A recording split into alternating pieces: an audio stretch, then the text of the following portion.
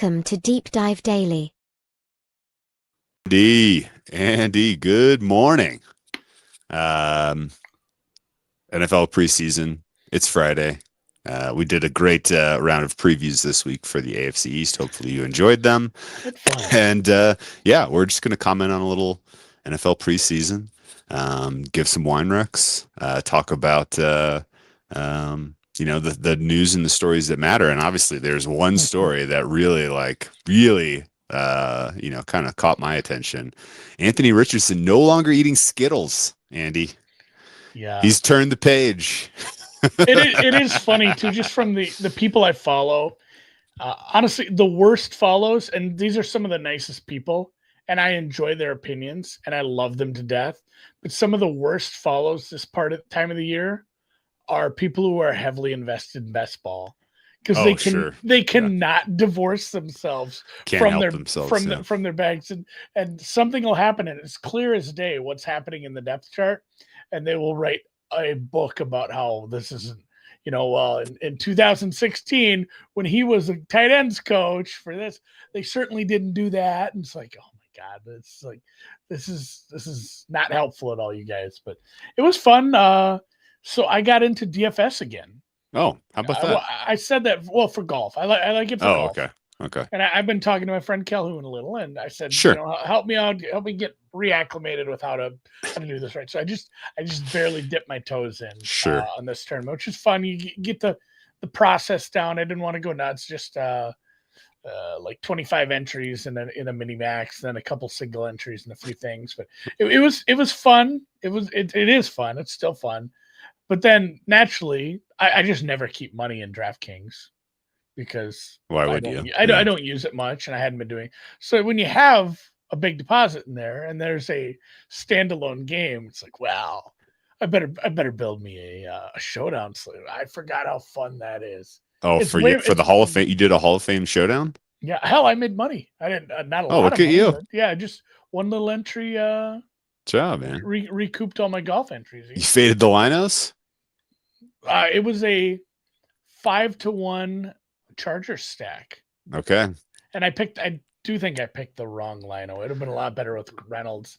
I had the kicker. The kicker was the captain. If he'd have made that long one in the first half, I think I'd have moved up a little. On Marion Hampton was a bad chalk last night. Bust. He scored like he got 2 carries, 2 touches. Yeah. I don't know why people thought he was going to get really featured in the Hall of Fame game. I just because he's a rookie. I thought maybe they'd give him like 2 drives or something, and he'd have a chance at a couple catches too. But that turned out to be bad chalk. It was all the other garbage players that carried that team. So thank you to KLS, who honestly might be better than Trey. Like I don't even know this guy's first name. Lambert Smith, that receiver. Is he the number 2 wide receiver for that team, you think? After McConkey? That's what I'm saying. He might be 2. Is that what you were saying? Yeah, he might be better than Trey. So, I mean, who's your 2 on that depth chart right now? Then, I mean, people have really losing their shit over Quentin Johnson for some reason. Yeah, that's silly.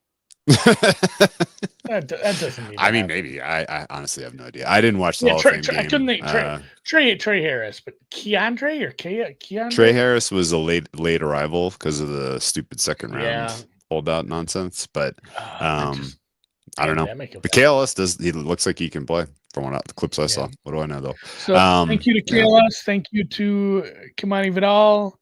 Yeah, so much for the Lions steam. By the way, that was turned out to be incorrect. I did see that. So a lot of people had a better number than me on the Chargers. I had a little bit of Chargers.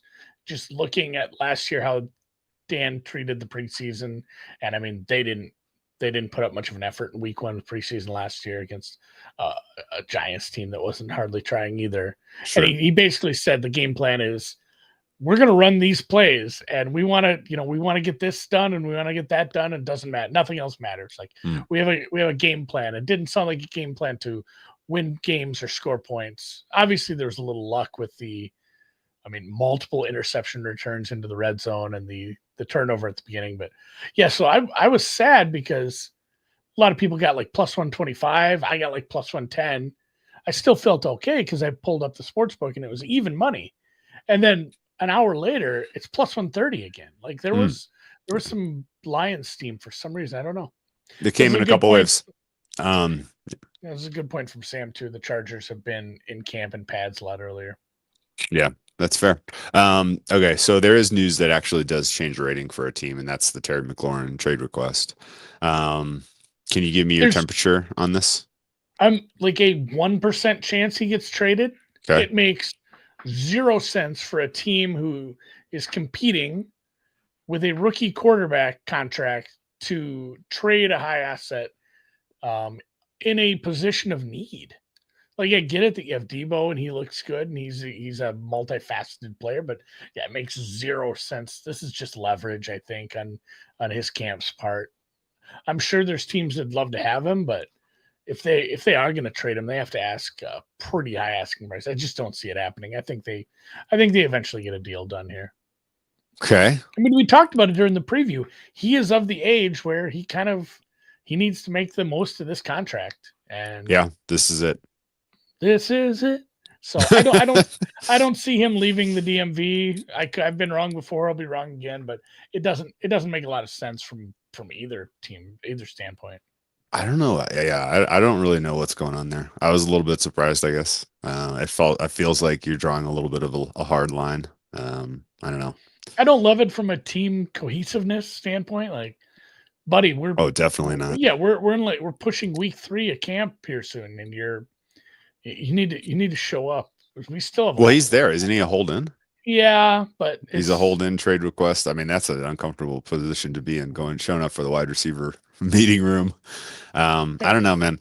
I'm not a 1%, but I'm more like maybe 10 that he actually is available for them week 1, and he matters a lot to their number because that is a really weak skilled position group if he's not available.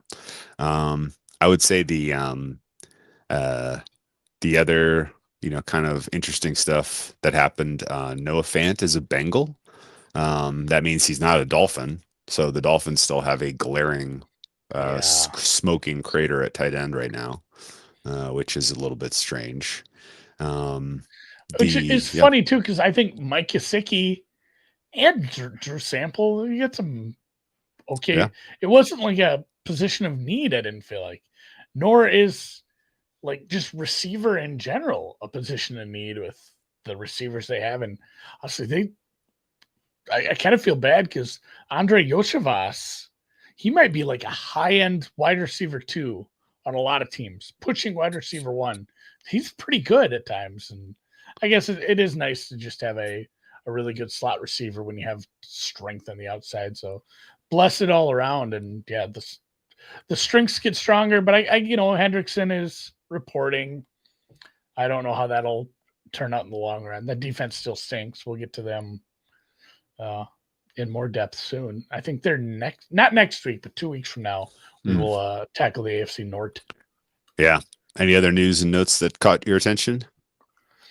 Not a ton, just injuries here or there that you need to catch up with. It does suck when these injuries happen because they're not beholden to us to really report on it like they are when it is, the week of a game and they have to tell us. Mm-hmm. So it sucks. But yeah, keep an eye on that stuff. And Cowboys thin at tackle now, losing Guyton for a bit. Yeah. Hopefully that's not a longer injury because they desperately needed that position to be fixed by taking Guyton.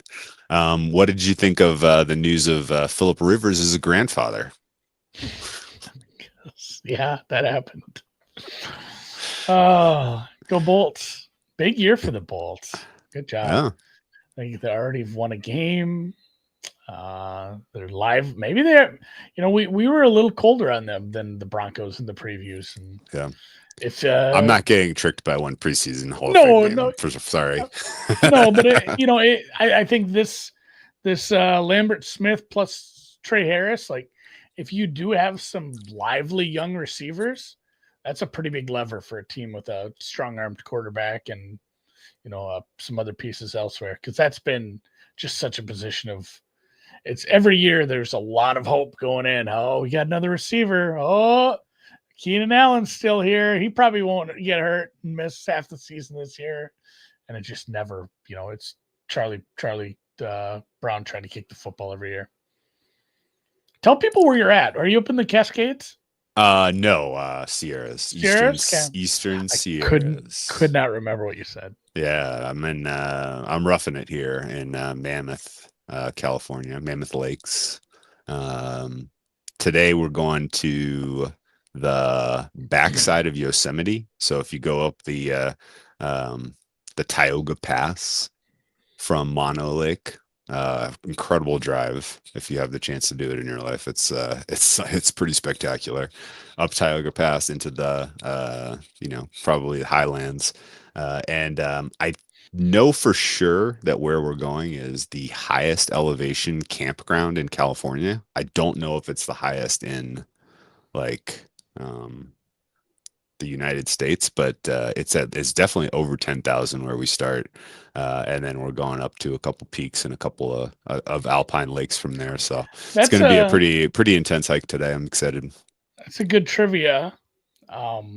I feel like I'm going to miscredit this. I don't remember who's doing this because I read a lot of when I see data viz on the timeline. I always take a look at it, see if it's interesting or useful. Sure. And I don't remember who's doing this one, but somebody was looking at the actual altitudes of every stadium and then looking at, I don't know if he pulled some white papers on like the actual thresholds of when does your body have, and X amount less stamina or breathing ability and all these things of like, how high do you actually be for it to matter, Sure. Is there what is the actual effect? Because otherwise it's anecdotal and you're just saying like it's harder to play in Denver. How much harder? How much more difficult?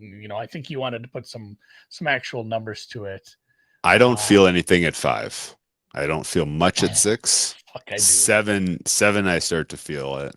8 it is like, okay, this is you're limited.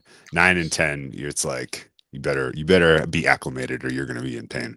Yeah. So I don't remember the actual thresholds. And it's funny too, because I thought it wasn't really as much something that bothered me because I'd been to Denver a bunch.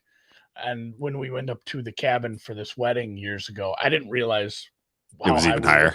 Well, we were up in Breckenridge. Oh, sure. That's like 9. Yeah. Like 8 or 9, right? Well, the city is where we were. Oh, you were up even higher. Yeah, we were like 11. Oh, Jesus. I walked to the tree line. We just walked up the backyard and went and got snow. And I remember like going up 2 flights of stairs consecutively and starting to black out a little. I'm like, this is like a full thing. But what is the second highest elevation of any stadium in the NFL?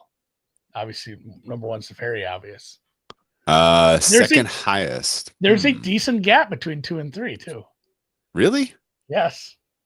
I'll say Phoenix. No, they were up there. They were top 5, top 10. You're in the right neighborhood. Second highest. Las Vegas? Yeah. Really? Yeah. You don't realize. Interesting. Was Las Vegas like 3,000?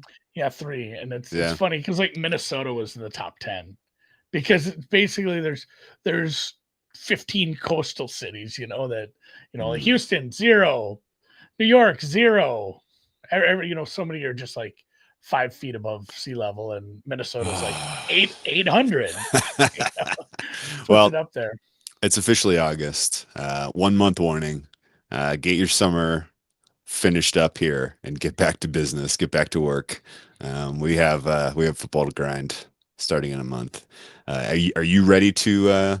You basically have 1 week of work, and then you're going to be taking a residency in the desert. Are you feeling prepared? Yeah, well, that's a nice thing about Vegas too. Is like I can get work done in the morning. I like to go grab a coffee and walk around a little bit. I can go sit down and get 4 or 5 hours of work done before I go rip it up and see. That's what I'm most excited about, just seeing people, hanging out with people that you don't get to see that often. Pumped to go out and get some wings with Sammy P. And nice.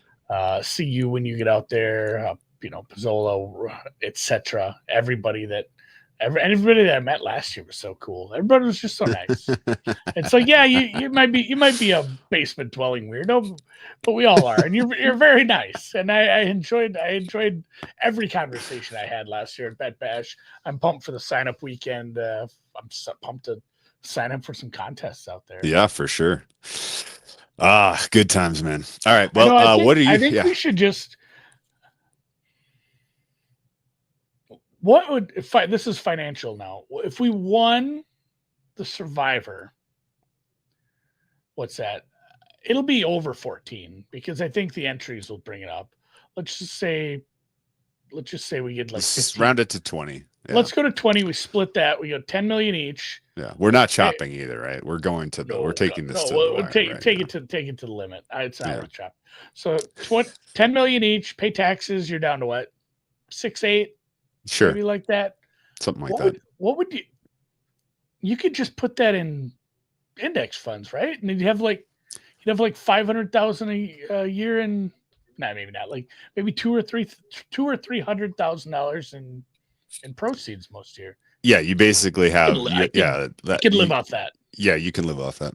You could. I probably couldn't. Yeah, as you say, cost of living in and here's the problem. You realize this as you get older. Every time you get a raise or a better job, you just spend more fucking money. Yeah, I think my number for retirement is closer to 10 probably. But that would get me damn close. So I was gonna say I would just looking at. I might retire if we win the millions or if we win the Survivor. Give me a lot of time to podcast. I would still podcast for sure. I just have more. I'd have more time to podcast. All right, no, in seriousness, I would make my wife work still. Yeah. I'll well, you need the healthcare. That's half the thing. Yeah, like, the kids. You can't. Yeah, you can't. Not. Yeah, you can't. Not. Yeah. Oh, yeah. Actually, what? Let's revise our statements here. You're gonna have college to pay for here in a hot second. I guess. Although it sounds like your daughter might get a volleyball scholarship, so we've been saving college since she was born. Yeah, we got a pretty good college. She's got a good college fund nest egg. Okay. Wine of the week.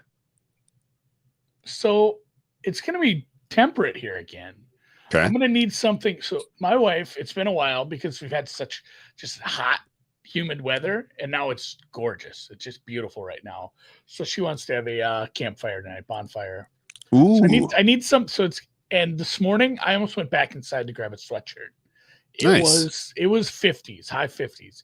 So tonight I'm guessing we're gonna have the same. It's gonna be a little chilly, maybe sweatshirt weather. I'm gonna need something to sip around the fire. I don't know if you had something else planned. You can take it a different direction, but I need a late summer, cool evening, easy drinking. It doesn't have to be a chilled wine either. Pick up a nice Burgundy. We had a solid California Pinot run in the month of July. It's going to be a Burgundy August for me for the most part. Terry McLaurin Commander's Burgundy for the month of August for me. And if you're looking for a good Burgundy, it's tough to find value there because everybody is looking for the same stuff. And in general, I wouldn't spend on the first growth, which is the one that if it has a 1 EU on the label, that's a first. That's a first growth. That's one of the kind of the designated top vineyards. Those grapes come from one of the top vineyards, and those are going to be like 70 to 120 ish a bottle, and I don't know that that's worth it unless it's a special occasion. But the trick to finding a good Burgundy is there's a lot of second growth and village Burgundy that doesn't get that classification, and they can't really sell it for more than $30, but it's basically the same grapes.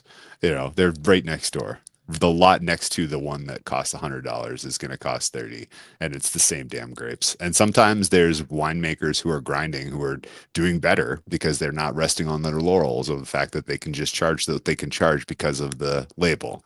And the one that I'll tip is Skyassen is a producer out of a little town called Savigny, Savigny-le-Bon, the Côte de Beaune in Burgundy. Côte de Yeah. Beaune that's kind of the top area, at least of what I've tried. And Savigny is like a little town, little valley there. And Skyassen has a blue label. They make a ridiculously good Burgundy, and you can find it for a reasonable price point in general. So look out for that. Otherwise, if you just look for anything with the Côte de Beaune and it's in the $30 range, right. you'll get it right. What, bone Did not or know Skyassen. I wrote the word sky ass in 3 words. It's an interesting story. It's like it's a guy who I remember the story, and I'm probably going to mistell it. So apologies if you know better than I know. But the guy who guy and his wife basically left. I want to say like legal and tech work in California. The guy is like Norwegian or Scandinavian and did have some winemaking background.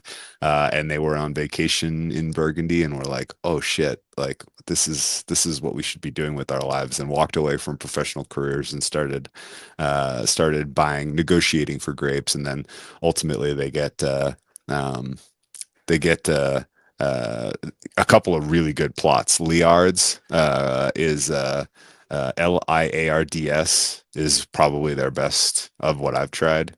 But they absolutely rock. They're very, very good up and coming winemakers in Burgundy, and they kind of fit the classification of like they don't have a label or the one EU that really gets them the price point. They have to just make good wine, and it's pretty imprasive. So look for a good Burgundy, man. You know what? Actually, you know what? And a white Burgundy.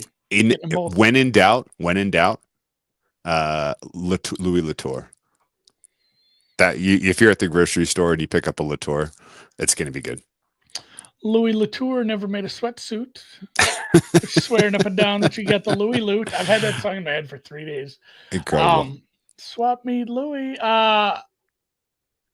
Closing thought that I missed before. Sure. You got to run. Did you see the virtual measurement? Yes, it was incredibly unimpressive. So it looked awful. It looked just like, I don't know. I thought it looked like a video game. So here's the thing. It looked just like Hawkeye. Sure. Yeah. Which is fine. The problem is it's still the dude spotting it.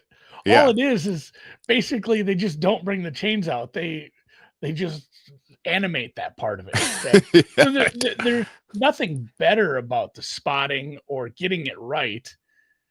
No. I don't think there was ever like, oh, the chain was wrapped up funny and that was an inaccurate measurement, or oh, that was an 11-yard chain gang we had out there. Whoops. Like, I don't think they fixed anything. It doesn't look like it to me. I mean, honestly, it looked janky enough that people are probably going to complain about being fixed or something for stupid reasons. Oh, I mean, yeah, and sure. And if in the process of like a mush pile trying to get 2 inches, like you're still no better at actually determining if the yard to gain was made. Like it's not helping at all, as far as I could tell you. It's still some 70-year-old that was 13 yards away that's going to come up and spot the ball, and then they're just going to animate that, which is fine. Okay. I do. Yeah. The only thing I do like is when they ask for a measurement. Sure. They can all look up at the screen instead. And somebody pointed this out on Twitter. They said they need, when they do Hawkeye and the whole crowd starts. Yeah, like, zoom in. Yeah, they do need to, like, the crowd needs to get behind it. Like, there needs to be some build up. Yeah, like, make it. Yeah, if you're gonna waste our time with it, make it cooler. Yeah, give us like the measurement and the ball, and then zoom in and then add the line. Yeah. Surprise! There's the line. They made it. They didn't. Yeah. Or the line is doing this, like a slot machine, and it stops. Yes, something more fun than what it was, because it was very uninspiring. All right, man. Let's call it. Good job. Have a great weekend. I'll share some pictures on Twitter and in the Discord for folks who are interested in seeing what the Sierras look like. If you get a chance in your life, go to the Eastern Sierras. It is absolutely spectacular. Heaven on earth. We'll see you Monday for the Bears, the Chicago Bears preview coming Monday. Ooh.